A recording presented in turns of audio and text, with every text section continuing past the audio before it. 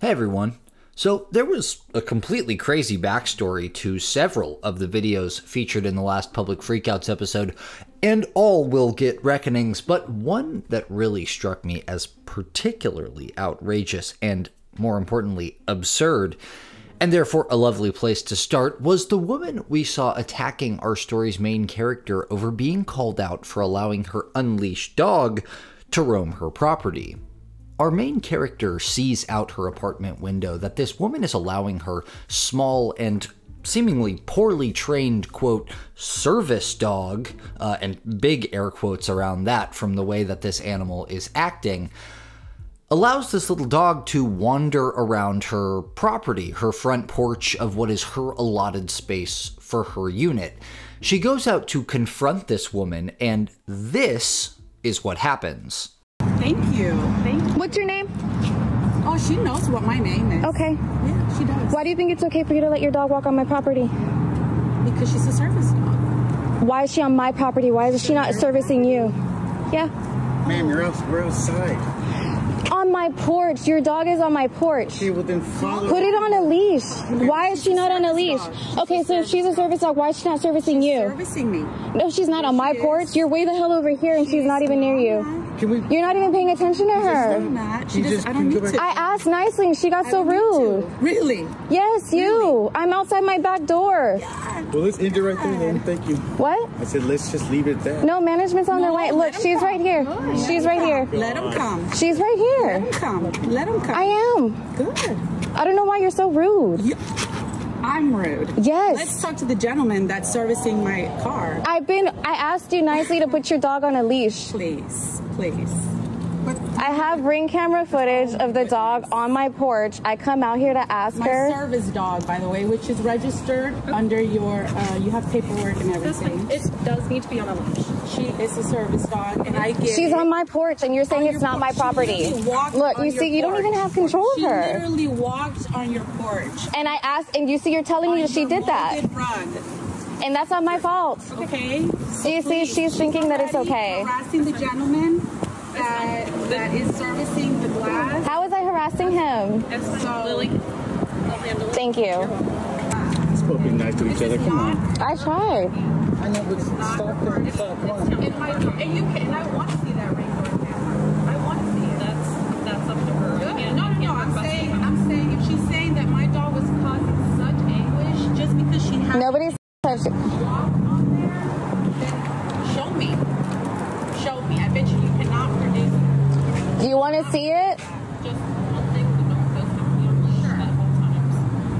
That will help with She has been harassing me. How have I been harassing you? I've been recording the whole time. What names? Please speak to her and tell her to keep herself inside her. Well, what we'll do is we'll just all kind of break apart. We'll take some time and I'll reach out to both of you separately so we're not sitting here and What is wrong with her? You are my problem. I was so nice to you. I came out here and I asked you to put your dog on a leash and you said, get the management, get management, go away, go away. Your teeth, by the way. Off. you guys You don't do. depart. Excuse me? You have something in your teeth. She's talking to you. I don't. Girl. What are you going to do? Nothing. What are you going to do? Nothing. What are you going to do? I'm not going to do anything. Come closer. Go ahead. The video ends abruptly right there, with it made apparent and obvious by the final scene that the insane fake service dog lady physically attacked our main character at the end of this altercation, but it's not immediately clear what resulted of that attack, how severe it was, things like that. So the attack was actually quite outrageous, and she even provided a Ring camera video of that assault on TikTok afterward. It was caught on camera, and there are parts I have to blur here for YouTube's fighting guidelines, but you can see she was quite aggressively attacked, and the woman did some real damage during that attack, including, but not limited to, I kid you not, biting our main character, which I don't think we've seen since Kentucky University, Karen. So she bit her, and she showed pictures of this on TikTok. I tried to upload these as part of this video. It got flagged for violence, so I took it out, but hopefully I have earned enough trust with my audience by now that you'll believe me when I say she had multiple real visible injuries and bite marks from this attack, which is absolutely insane, but nowhere near as insane as what happened after. Obviously, the woman who instigated this attack became sort of a micro-celebrity on Instagram, and while normally in these situations we see like an internet mob ready to find whomever the perpetrator is in these videos, our main character actually threw us a curveball and named her for us, revealing her name as Perla Kimes, which is just so fun to say. It's a perfect Karen villain name. Oh, that's just Perla Kimes. Don't mind her. Along with this original video of this confrontation that she uploaded on April 10th, and another video I showed you from her Ring camera that she uploaded on April 11th, she included a caption that not only reveals Perla's name, but her employer as well. It says, Perla Kimes works with Fab Over 40, the National Breast Cancer Foundation. The woman in red is the apartment complex assistant manager. When the assistant manager called the cops, the lady who attacked me ran away and hid inside her apartment. I have another POV from my Ring camera, and I can upload photos of the bite marks on my face later. Just want to spread awareness. Watch out for Perla Kimes. She also tells us this happened at the Caroline Apartments in Houston, Texas.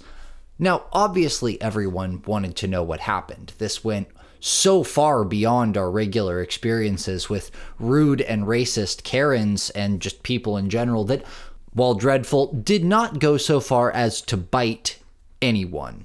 And naturally, people expected some really severe punishment for our vicious, rabies-ridden Karen's attack here. And what actually happened as a result of all this may actually be, shockingly, the craziest part of the story. She uploaded several of the aforementioned bite marks on April 17th as a series of pictures, alongside bruises and cuts all over her arms and head from the attack.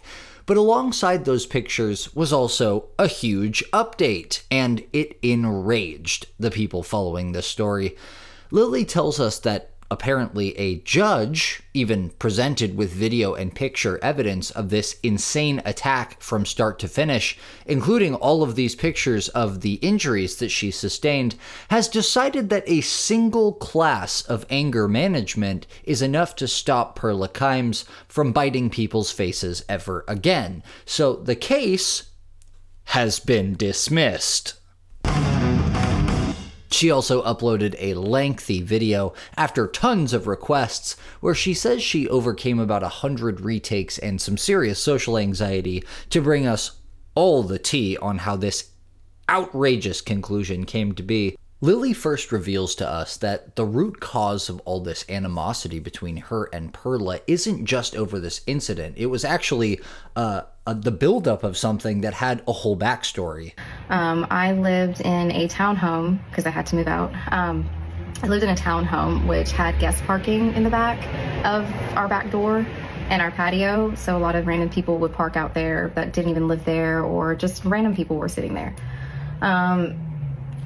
Perla decides to have her windshield replaced outside our back porch. I asked the man who was servicing her car if he could do that in her driveway, which was completely empty because she has an attached garage to her townhome. She was a resident in the townhomes that I was living at too, on the back of the property of the complex. And each townhome had an attached garage and a driveway. I asked him if he can go out onto the driveway where she lived because I was out on my patio reading.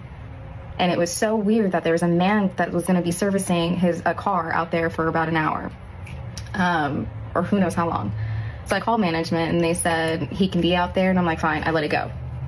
Then the woman finds out that I had asked him, and it pissed her off, and I have Ring camera footage of her little boyfriend going inside the house or her townhome to, I guess, tell her that I was upset that they were servicing outside my back door.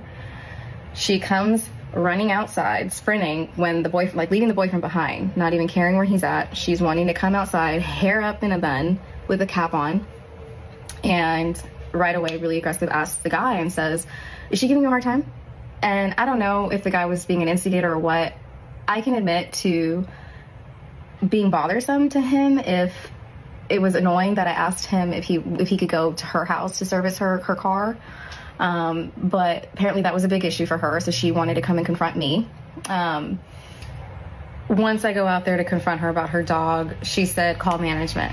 And I said, okay, and that's why management came down. And I recorded the whole thing because I knew this woman is looking for a fight. Lily then explains to us what happened immediately after all of this footage ended. The assistant manager did the right thing and she called the cops. But obviously Perla ran away. She hid in her apartment. The whole time that the cops were interviewing me, the actual apartment manager finally came out, the one that I had been trying to address these dogs going on our property all the time and pooping and peeing on our porch. She finally comes out, and her first question to me was, "Did you say anything to instigate it? Did you say anything to her before we came out here? Like, I started it. Like, this is my fault." And I said, "No, I have ring camera footage of all of it. I recorded the whole thing, my point of view, so that way you had the whole thing, the whole interaction, and yet somehow that manager's name was on the report and not mine." Somehow, and it seems almost too insane to believe, all of this has just gone away for Perla Kimes. She wasn't kicked out of her apartment complex, the case was dropped, and there were no real charges filed against her, and she seems to have not faced any repercussions at her work. So she got away with this attack, which frankly is one of the worst things that we've covered a Karen doing to a person. Like a real attack here. She got off with this completely scot-free, essentially. And to make matters worse, our main character, Lily, reveals that she had to leave her apartment complex because she and her husband were tired of living in fear of Perla Kimes.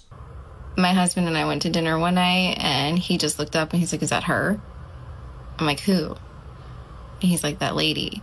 And I look and I'm like, okay, if he's this anxious, well, imagine how I am. Like,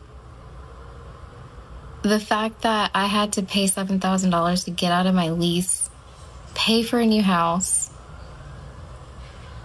and now I have to seek therapy. This gives me so much anxiety. Like, throughout the whole case, I was told that I would have a protective order. Now that the case is dismissed, that's long gone.